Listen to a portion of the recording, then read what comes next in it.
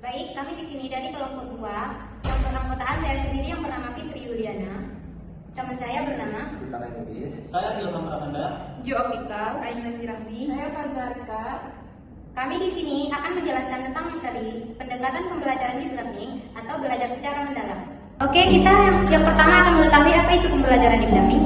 Pendekatan pembelajaran deep learning itu atau belajar secara mendalam adalah kontras dari pendekatan pembelajaran surface learning atau belajar di permukaan yang berusaha membahas banyak materi secara luas dengan mengorbankan proses pemahaman dan peningkatan kompetensi dari para peserta didik. Siswa akhirnya hanya terpaksa menghafal banyak hal tanpa dapat memaknai, memiliki, dan menikmati proses pembelajarannya. Selanjutnya ada elemen utama dari deep learning, di mana menurut Mendikbud Abdul Mukti, pendekatan pembelajaran deep learning itu dapat tercapai melalui 3 elemen. Yang pertama, meaningful learning, yang kedua ada meaningful learning, dan yang ketiga ada meaningful learning. Lalu, apa yang dimaksud dengan ketiga itu? Yang pertama itu ada meaningful learning, di mana teori meaningful learning ini yang dicetus oleh David Ausubel menjelaskan proses pembelajaran di mana guru membantu siswa untuk mengaitkan konsep baru yang akan diajarkan dengan konsep-konsep yang sebelumnya sesudah mereka pahami. Adalah meaningful learning, di mana meaningful learning ini seringkali dikenal sebagai metakognisis dalam teori pendidikan. Dan dalam meaningful learning ini, siswa diajak untuk sentiasa sadar akan proses pembelajaran yang sedang dijalannya. Dan beberapa meaningful learning ini ada beberapa kesadaran terdiri dari beberapa aspek. Yang pertama ialah kesadaran akan hal-hal yang ia pahamin atau kuasain sebelumnya. Ada juga yang kedua bisa dibilang kesadaran akan hal-hal yang belum ia pahamin atau kuasain, dan kesadaran akan pentingnya pemahaman dan penguasaan kompetensi dari apa yang ia sedang pelajari. Ada juga kesadaran akan alur proses pembelajaran yang sedang ia jalani demi tercapainya pemahaman atau kompetensi yang ingin ia capai.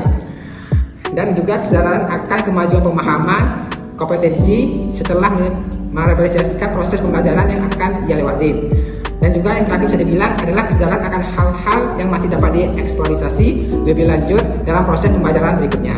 Dalam 3 elemen utama dalam deep learning ialah joyful learning. Joyful learning ini menekankan pentingnya menciptakan suasana belajar yang positif agar siswa dapat menikmati setiap bagian dalam proses pembelajarannya. Contohnya bagaimana? Seperti pendekatan belajar melalui permainan game atau aktivitas interaksi dapat membuat siswa lebih antusias dalam belajar. Hal ini penting untuk mendorong anak-anak agar lebih terlibat aktif dalam proses pembelajaran dan menikmati pengalaman pembelajarannya. Terlebih lagi, jika dipadukan dengan aspek meaningful dan meaningful learning, kita berharap siswa dapat memiliki motivasi yang intrinsik dalam belajar dan akhirnya menjadi pembelajaran yang sepanjang hayat. Berikutnya 8 dimensi profil lulusan dalam pembelajaran mendalam. Keberhasilan pembelajaran mendalam dapat diukur melalui 8 dimensi profil lulusan yang menjadi standar kualitas pendidikan. Berikut adalah penjelasannya. Yang pertama, keimanan dan ketakwaan terhadap Tuhan Yang Maha Esa. Pembelajaran mendalam menekankan pentingnya nilai spiritual dalam pendidikan.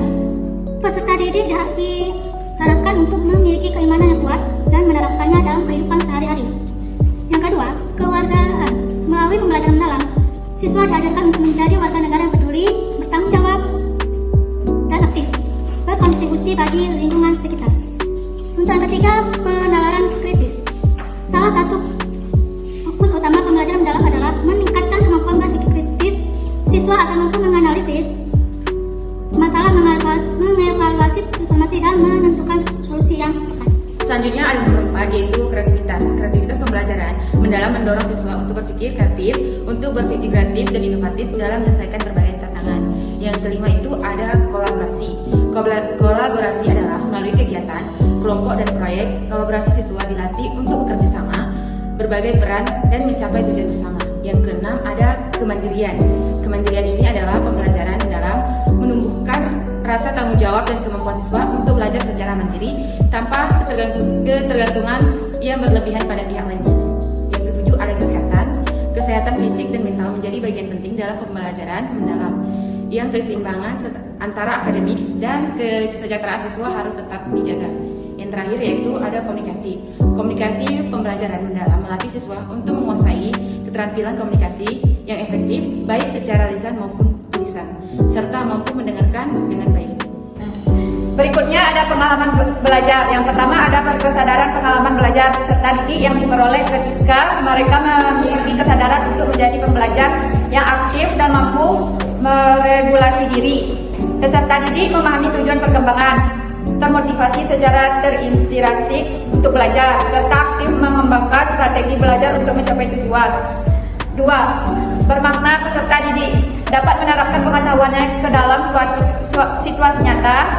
Proses belajar peserta didik tidak hanya sebatas memahami informasi atau penguasaan konten, namun berorientasi pada kemampuan mengaplikasi pengetahuan. Selanjutnya, memahami tahap awal peserta didik untuk aktif mengkonstruksi pengetahuan agar dapat memahami secara mendalam konsep atau materi dari berbagai sumber dan konteks. Pengetahuan pada fase ini terdiri dari pengetahuan esensi, pengetahuan aplikatif, dan pengetahuan nilai dari karakter. Berikutnya ada mengaplikasi pengalaman belajar yang menunjukkan aktivitas peserta didik, mengaplikasi pengetahuan dan dalam kehidupan secara kontekstual, pengetahuan yang diperoleh oleh peserta didik melalui pendalaman pengetahuan.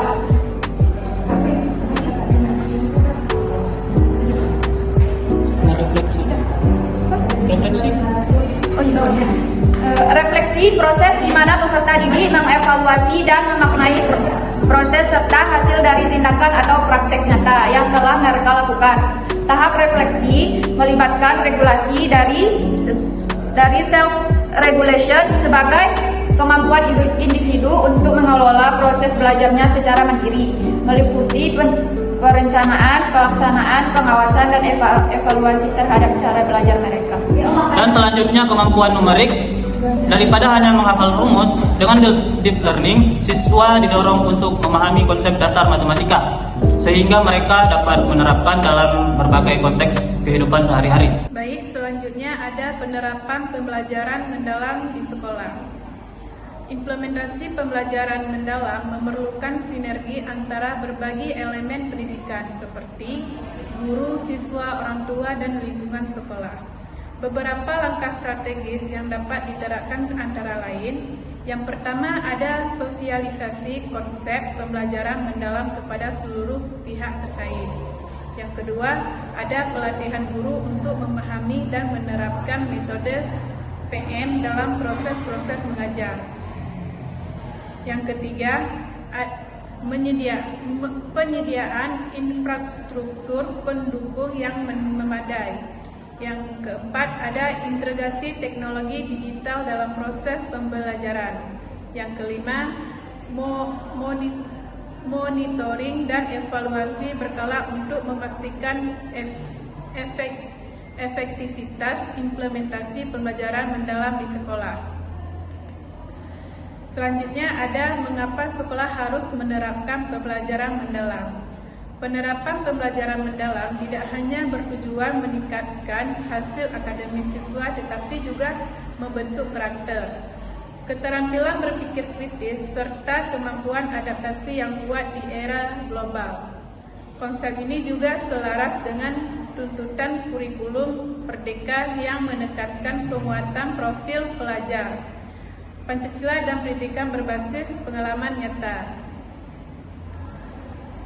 Selanjutnya ada lingkungan yang mendukung pembelajaran mendalam. Kerangka pembelajaran mendalam berfungsi dalam lingkungan pembelajaran yang terdiri dari 4 elemen utama.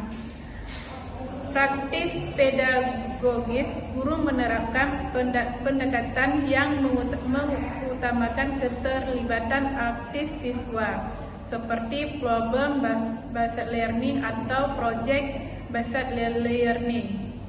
Yang kedua ada kemitraan pembelajaran, melibatkan kolaborasi antara sekolah, orang tua, dan komunitas untuk menciptakan lingkungan belajar yang mendukung. Yang ketiga ada pemanfaatan digital. Teknologi digunakan untuk meningkatkan akses dan kualitas pembelajaran, misalnya melalui aplikasi edukasi dan platform kolaborasi daring. Yang keempat ada lingkungan pembelajaran lingkungan. Pembelajaran menekankan integrasi antara ruang fisik, ruang virtual, dan budaya belajar untuk mendukung pembelajaran mendalam. Ruang fisik dan virtual dirancang fleksibel sebagai tempat yang mendorong kolaborasi, refleksi, eksplorasi, dan berbagai ide sehingga dapat mengakomodasi berbagai gaya belajar beserta didik dengan optimal.